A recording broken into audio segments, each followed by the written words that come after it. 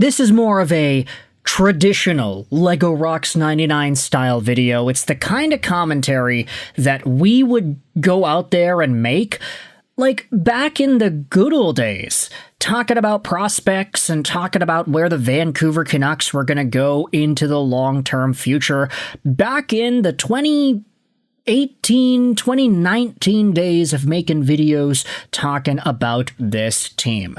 Let's dive into the future of Zeev Buium and Marco Rossi. Two guys that the Vancouver Canucks were able to get in a trade from the Minnesota Wild in exchange for Quinn Hughes. Now, in order to dive into this topic, I wanted to head over to a post made by Diamond-2K on the R Canucks subreddit that shows off some of the old prospect rankings in the draft years of Zeev Buium, Marco Rossi, as well as Liam Öhgren. Now, obviously, Öhgren is also a part of this group of guys that the Vancouver Canucks were able to get in the Quinn Hughes trade, but just to keep things simple, we're going to talk about Rossi and Buium today. We've already made a number of videos talking about Öhgren specifically, after all. Here is Zeev Buium's draft ranking back in the 2024 NHL Entry Draft. Elite Prospects had him at 7, ISS had him at 6, Future Considerations had him at 9, and Craig Button had him at 4, McKean's had him at 9, and Bob McKenzie had him at 7. Back in the day, in 2024, there was this belief that Zeev Buium, if everything panned out, he could be the best defenseman of the 2024 draft. And you also had yourselves the draft guide from Elite Prospects themselves that went out there and said that Zeev Buium has shades of Jared Spurgeon and Josh Morrissey in his game. Now, Morrissey, I don't know about you, this is a pretty good defenseman. He's a player that's able to get 70-plus points a year, and even though he hasn't done that in a few years, I'd say Josh Morrissey is a very stable top 2 caliber D-man, and if Zeev Buium is able to provide a similar level of offensive production, of agility, footwork, and leadership, then that's a really good player to have out of the Quinn Hughes trade. Buium was actually drafted 12th overall by Minnesota. The fact that he ended up slipping to 12 was seen as a pretty big sin by some of those teams taking defensemen earlier on in the draft class. Yeah, no disrespect to Zane Parekh or even Artem Levshunov, but there is a very clear debate that has raged on as to whether or not Zeev Buium should have been taken over some of these guys, especially Anton Silayev. Goodness, that guy hasn't even made his way over to North America yet, as far as we're concerned. But either way, Zeev Buium was a winner, a total winner for the US NTDP and the Denver Pioneers. He was a winner for Team USA at the World Juniors, and then he was a winner for Team USA at the World Championships. This guy just knows how to win. He doesn't lose. And now he is on his second NHL franchise, helping them as a rebuilding club and as a 20-year-old defenseman who just put up 12 points in 45 games for the Vancouver Canucks. I'd say if everything works out for Zeev Buium, this is a player that maybe isn't necessarily Quinn Hughes 2.0, but he's like a tier underneath that.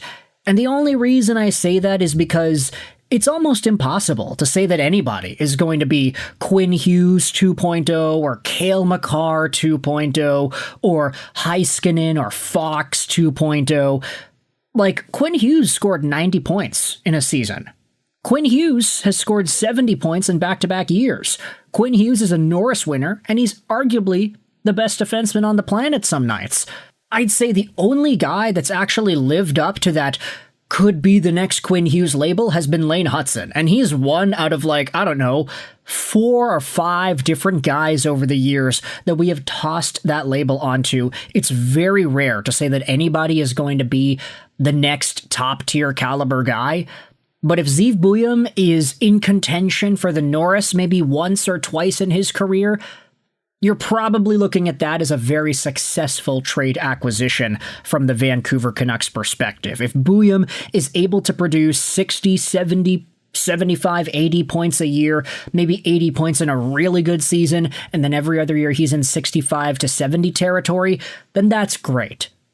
Meanwhile, you take a look at Marco Rossi. This is a guy whose draft projection saw him as one of the top-ranked guys in 2020. 4th overall by elite prospects, 5th by future considerations, 8th by Button, 9th by McKeen's, and 7th by Bob McKenzie. Marco Rossi was the top point producer in the CHL in his draft-eligible year. He had 120 points in 56 games played. That was the top scorer in the entire 3 Canadian junior hockey leagues combined. But the reason Rossi went so late, 9th overall to the Minnesota Wild, is because back during the draft, he was only 5'9". And there were a lot of conversations as to Marco Rossi's physical ability, whether or not he would actually be able to become the player that a top scoring CHL 18-year-old would imply he should become. Look at this. Back during the draft period, Marco Rossi was 5'9", 179. Also, take a look at the old Elite Prospects website. This is so beautiful to look at. Man, we made a lot of videos showcasing this particular frame. But Rossi was so dang good in the CHL. He was just small. He was just undersized, and also his birthday was September 23, 2001, meaning that he was literally 8 days away from being a 2019 NHL draft prospect instead of being drafted in 2020. In his draft minus 1 year, he had 65 points in 53 games.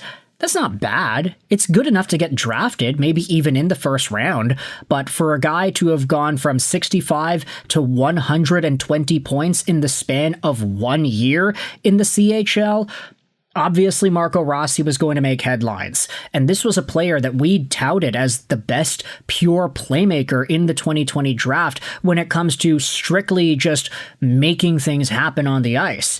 Yes, it's true, there were other CHL guys that went higher than Rossi in the draft. In particular, the first overall pick, Alexis Lafreniere, was seen as an all-around, all-situations kind of guy. Quinton Byfield had some really good offensive talent, and also he's a monster, literally a giant out there.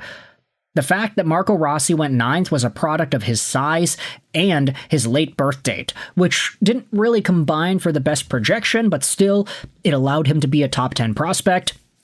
Inevitably, though, Marco Rossi only played 5 total hockey games in the 2020-2021 season because he got hit with COVID. And I know what y'all might be thinking, whatever, that doesn't exist, something. No, it was a real thing for Marco Rossi, who literally almost died because of the complications that he had with the illness back in 2020.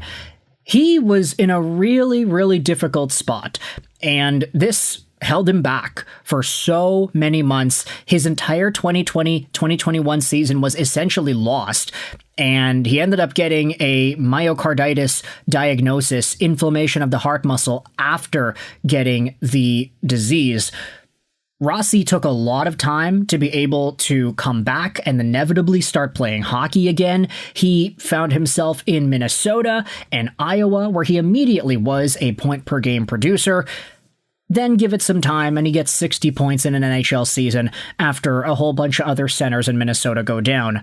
No big deal, Marco Rossi casually going out there as a top-line guy, putting up some decent points. This previous season, Rossi had a combined 35 points in 50 games played, split between Vancouver and Minnesota, but as we all know, a lot of Rossi's production with Vancouver came in the second half of the season, and in his second half of his tenure with the Canucks. He wasn't scoring all too much to open things up, but by the time March and April rolled around, oh yeah, that's when Marco Rossi was really getting hot. And as long as he's able to continue that momentum, this is a player that could reasonably get 60 to 70, 80 points a year if he is a top-line center in Vancouver. Who knows what happens with Elias Pettersson in the mix, but Marco Rossi is a proven guy at this point who can go out there and confidently put up points in ways that we haven't seen Elias Pettersson do in 2 years, essentially. Rossi will always have my vote as a guy that I'm cheering for because of his draft profile and the complications he had to go with in 2020. Now he's a Vancouver Canuck, maybe a little old for the quote-unquote rebuild, but still somebody that can bolster up his value and provide Vancouver some good times and some hopefully good highlights in the meantime while this rebuild goes on. With that said, from being ranked in the top 10 to getting taken by Minnesota and inevitably drafted by the Vancouver Canucks, let me know your thoughts in the comment section below. How do you feel about the futures of Zeev Buium as well as Marco Rossi? Who knows what the future has in store for these guys, but I want you to let me know in the comments all your opinions. I hope you enjoyed this video. And bye.